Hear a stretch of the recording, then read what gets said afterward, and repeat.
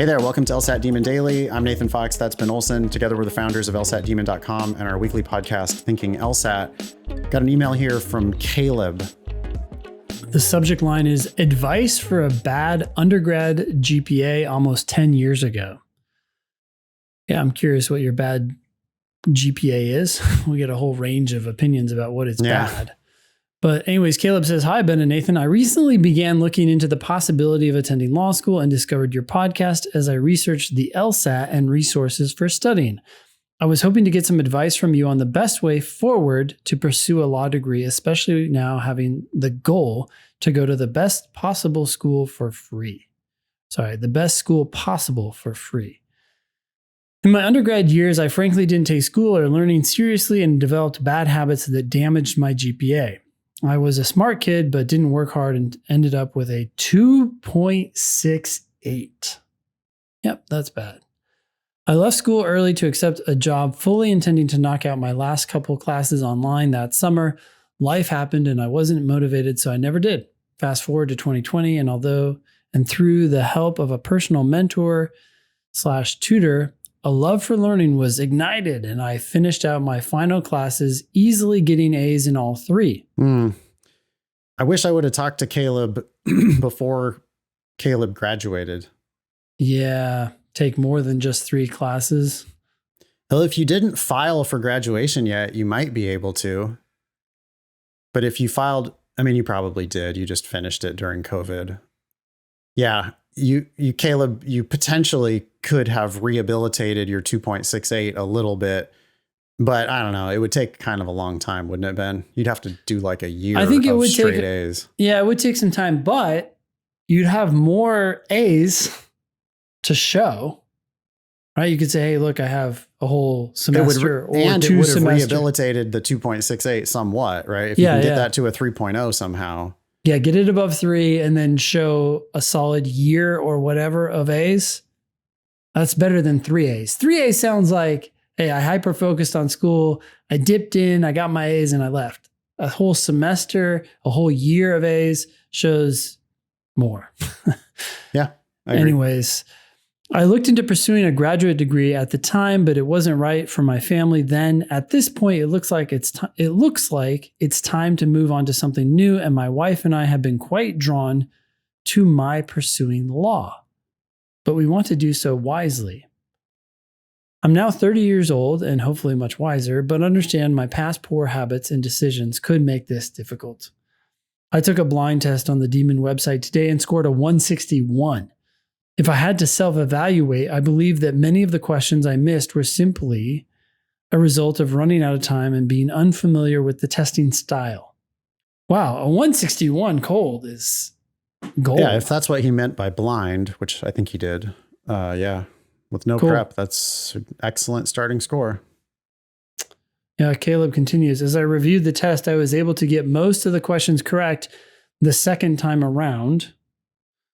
Before this test, my only familiarity with the LSAT has come from listening to the Thinking LSAT podcast and one instance of the two of you walking through an LR question. Beyond that, I had no familiarity going into this. That's that might not be much, but that is a great start. If you listen to us walk through one LR question, you learn that it's all about understanding and not about, diagramming contrapositives or anything else that could just totally send you down the wrong path. It's much better than lots of expensive LSAT courses out there. And it's also better than what you or I used to do 10 years ago. Yep. Right? Like first night of class 10 years ago, I would be confusing you with a bunch of bullshit about sufficient and necessary and the contrapositive and if and only if and all these like real technical things. Yeah. And now 10 years later, it's like, hey, one question at a time. These questions are common sense. Let's figure them out. And that's why we, get 25-point improvements out of our students these days when we used to be, we used to think 10 was the number, 15 was the number. How many did we have on that one Thinking LSAT episode? Was it 3 31s or 2 31s? It was something weird. No, yeah. This last cycle, we had 3. Well, yeah, I remember what you're talking about. It was on one email, 3 or one episode podcast. Yeah, at least 30-point improvements. Yeah. Yeah. And it's more than that. I mean, yeah. Okay. So, nice work on your cold diagnostic. With all of this in mind, what is your best advice for me? At this point in my life, I'm ready to develop good habits, work hard, and be patient. My wife and I have agreed that we really believe this is the best path to choose. So I'd appreciate your advice in the best steps to move forward. Oh, and then you provided your score from the Demon. It says you scored a 161 on November 28th. That was yesterday. Nice work. You got 5 wrong in logical reasoning, 8 wrong in games, and 7 wrong in reading comp. That's all great news, because if you're getting most of your things wrong in games, that's going to be the easiest place for you to improve.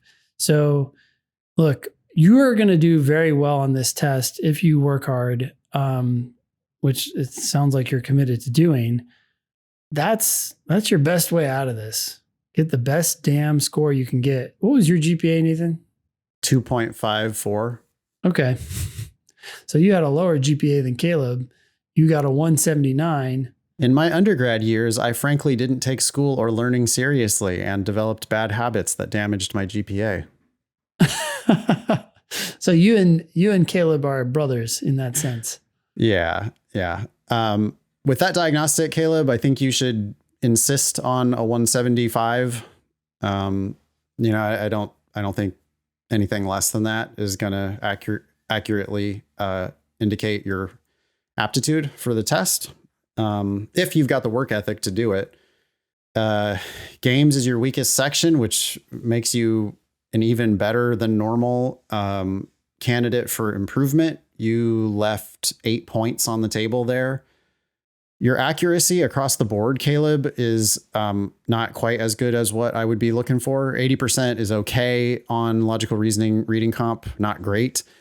79% on the games. Of the questions you attempted, you got 79% of them right. You missed 4 questions that you answered. That's bad. That's you shouldn't be answering questions on the games that you don't get right. And on LR and RC, it looks like you finished the LR, but since you missed 5 of them, I think you would have scored higher if you would have done 1 or 2 fewer questions. Take more time getting them right. And if you have to guess on a couple at the end, that's totally fine.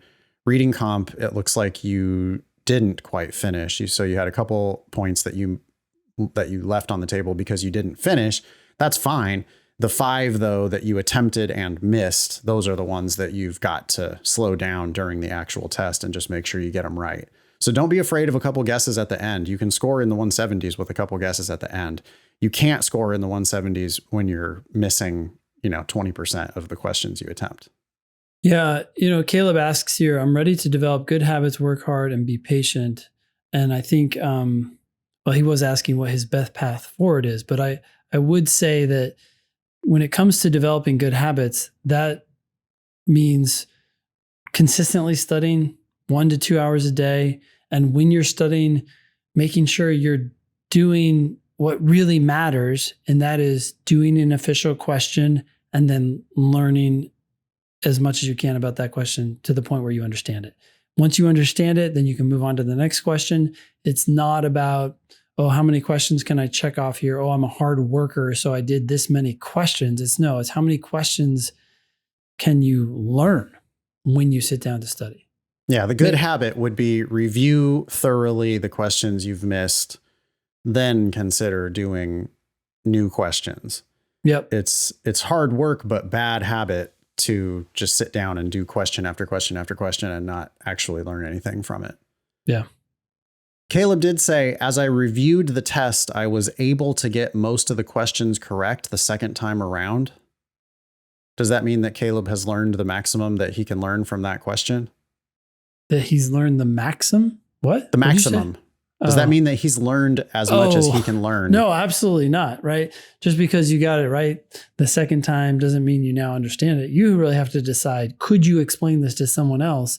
And specifically, can you tell them why the right answer is right? And can you tell them why the wrong answer that you chose is wrong? You better damn know why that answer doesn't work. Cool. I think that, you're in the right place with your Demon. You've got at least a Demon free account. I would consider doing one of the paid plans. all of our written explanations, all of our videos, those are helpful and available to all the plans. The top plan is if you want to get some motivation and live help in our live classes. We have multiple live classes 7 days a week. How many classes do we have today, Ben? It's Tuesday, probably like 5. Oh, I don't know, 4. We had game of the day this morning with Lily. We had Perfect 10 with Beth. That's a logical reasoning class. That was at, I should give the East Coast times since more people are East Coast. So game of the day with Lily, that was at noon. 2 p.m. Perfect 10 with Beth. 5:30 p.m. LSAT cross training with Eric. That one covers multiple sections. 7 p.m. is World's Wizardry, normally with Matt. I think he's probably back there. And yep, that is Matt. And then at 9:30, late night tonight, is Guilty or Not Guilty. That's another logical reasoning question with Kevin. So we've got 5 classes today that are some of them earlier, some of them later. Lots of different ways to get help if you want to do the live classes. Yeah.